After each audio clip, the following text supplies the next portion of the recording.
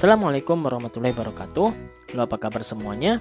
Jumpa lagi bersama saya Hadianur, dan kali ini kita akan memasuki materi baru pada kelas 7 SMP yang berjudul Aljabar.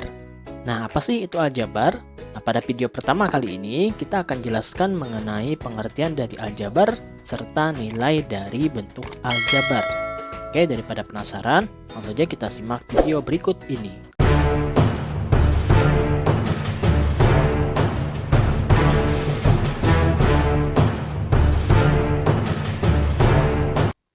Yang pertama, bentuk aljabar.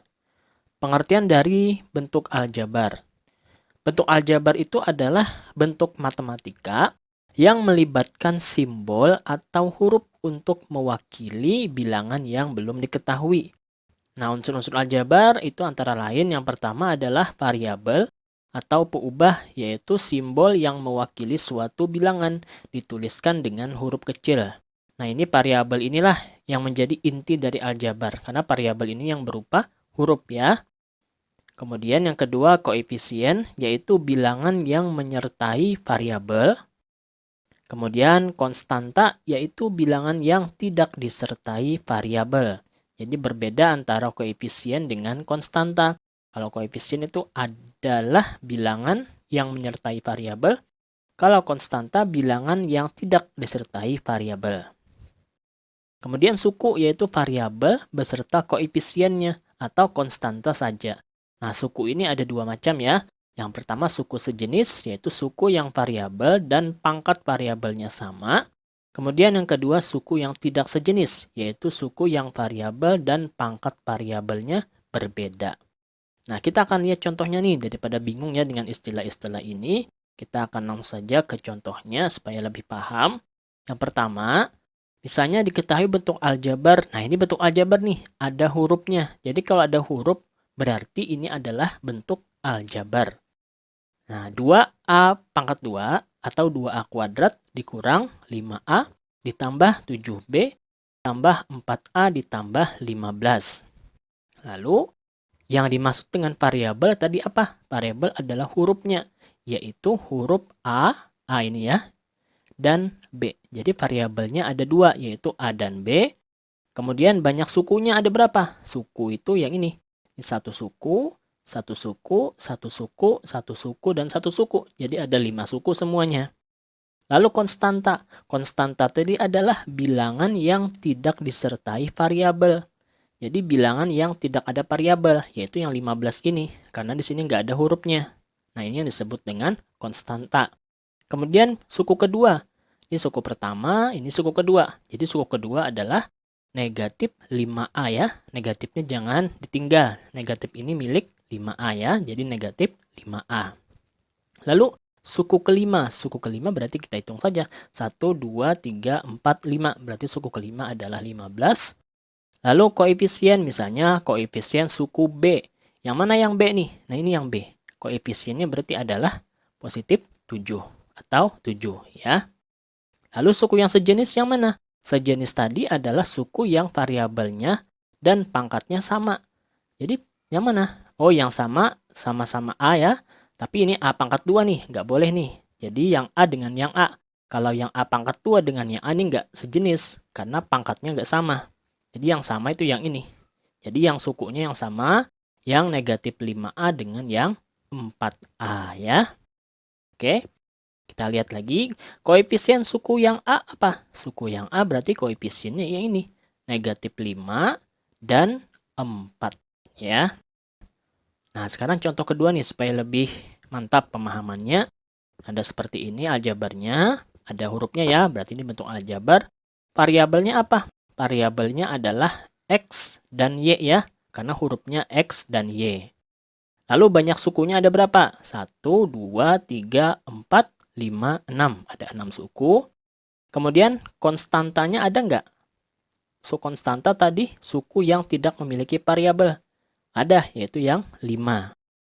Kemudian suku kedua, 1, 2. Berarti negatif 3XY. Kemudian suku kelima, 1, 2, 3, 4, 5. Berarti negatif Y suku kelimanya. Kemudian koefisien suku X pangkat 2Y mana? X pangkat 2Y ini. Koefisiennya berapa nih? Nah, ini kalau nggak ada angkanya di depan sini, berarti ini adalah 1 ya. Lalu koefisien suku Y pangkat 2. Y pangkat 2 ini. Berarti koefisiennya adalah negatif 8 ya. Nah, ini adalah bentuk aljabar yang akan kita pelajari lebih lanjut. Nah, semoga yang ini mudah dimengerti ya, mengenai variabel, suku, konstanta, koefisien, dan lain-lain ya. Nah, sekarang kita lanjutkan dengan menghitung nilai bentuk aljabar. Contoh, tentukanlah nilai dari 4M dikurang 3N. Apabila M-nya sama dengan 2 dan N sama dengan negatif 1. Jadi menentukan nilai bentuk aljabar ini maksudnya kita masukkan nilai dari variabel, dari peubahnya, dari hurufnya. Dari huruf M kita ganti dengan 2 nanti. Kemudian huruf N kita ganti dengan negatif 1. Caranya 4M dikurang 3N itu akan menjadi 4.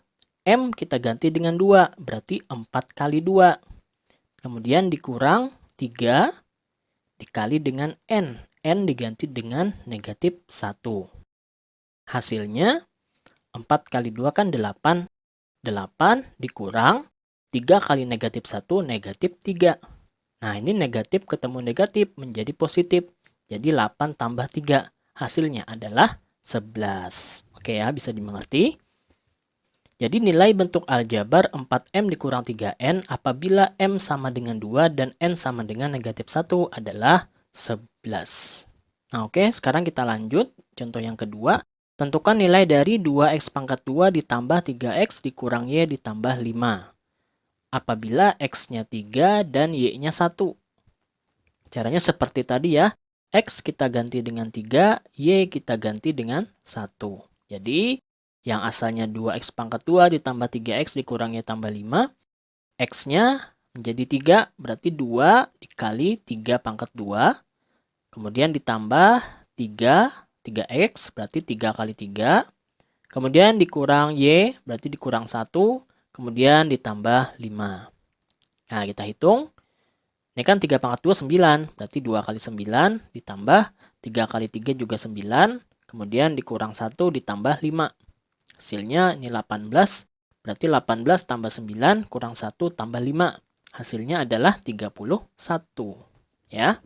Sehingga nilai bentuk aljabar dari 2X pangkat 2 ditambah 3X dikurang Y tambah 5 apabila X sama dengan 3 dan Y sama dengan 1 adalah 31. Nah, mudah saja ya. Oke, sekarang kita lanjutkan dengan FPB dan KPK bentuk aljabar. FPB dan KPK bentuk aljabar itu sebenarnya konsepnya sama dengan mencari FPB dan KPK pada bilangan bulat. Yaitu kita tuliskan faktorisasinya. Kemudian FPB itu adalah kita kalikan semua faktor yang sama dengan pangkat yang terkecil. Kalau KPK, kalikan semua faktor dengan pangkat yang terbesar ya. Intinya sama ya dengan mencari FPB dan KPK pada bilangan bulat. Nah, kita coba contoh pertama. Tentukan FPB dan KPK dari 3A dan 5A. Penyelesaiannya 3A ini kan berarti perkalian dari 3 dengan A. 3 kali A. Kemudian 5A berarti 5 kali A. Ya, karena 3 ini nggak bisa lagi kita faktorkan. 5 juga nggak bisa lagi kita faktorkan. Nah, FPB berarti kita kalikan tadi semua faktor yang sama dengan pangkat terkecil. Faktor yang sama kan ini. Nah, berarti A. Kemudian KPK-nya kalikan semua faktor dengan pangkat terbesar. 3 kali 5 kali A. Berarti 15A ya. Sama ya dengan mencari KPK dan FPB pada bilangan bulat. Sekarang kita coba lagi contoh kedua. 3A kuadrat B dengan 4A kuadrat B kuadrat.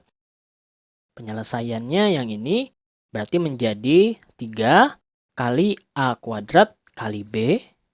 Sedangkan yang 4A kuadrat B kuadrat, 4 ini kita bisa faktorkan menjadi 2 pangkat 2. Kita jadikan 2 pangkat 2, kemudian A kuadrat, kemudian B kuadrat.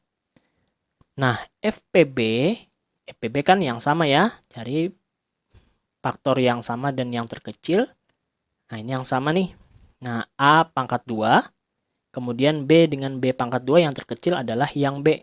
Jadi A pangkat 2 kali B, hasilnya A kuadrat B. Kemudian untuk KPK, semua faktor dan yang terbesar. Berarti 3 kali 2 pangkat 2 kali A kuadrat kali B kuadrat. Hasilnya 3, 2 pangkat 2 kan 4. Berarti 3 kali 4, 12 ya. Berarti 12 A kuadrat B kuadrat. Oke ya. Nah, satu lagi. Contoh yang ketiga. 3 buah bentuk aljabar. Kita cari satu persatu. Yang pertama 5P pangkat 2. Berarti 5 kali P kuadrat. Kemudian 9PQ. Berarti 9 ini kan 3 pangkat 2. Berarti 3 pangkat 2 kali P kali Q. Kemudian 21PQ pangkat 2. 21 ini kan 3 kali 7 ya. Nah, ini kan 3. Kalau kita pohon faktornya kan seperti ini. Berarti 3 kali 7 kali P kali Q pangkat 2. Nah, sekarang FPB-nya. FPB-nya yang sama yang mana? Yang ketiga-tiganya sama. Yang ketiga-tiganya sama ya ini. Nah, yang terkecil, pangkat terkecil adalah yang P. Berarti FPB-nya adalah P. KPK-nya, KPK tadi semua bilangan, semua faktor. Berarti yang paling besar kita ambil 3 dengan 3 pangkat 2, berarti 3 pangkat 2 yang lebih besar kita ambil. Kemudian 5, kemudian 7, kemudian P pangkat 2 berarti ya yang terbesar. Kemudian yang ini Q pangkat 2.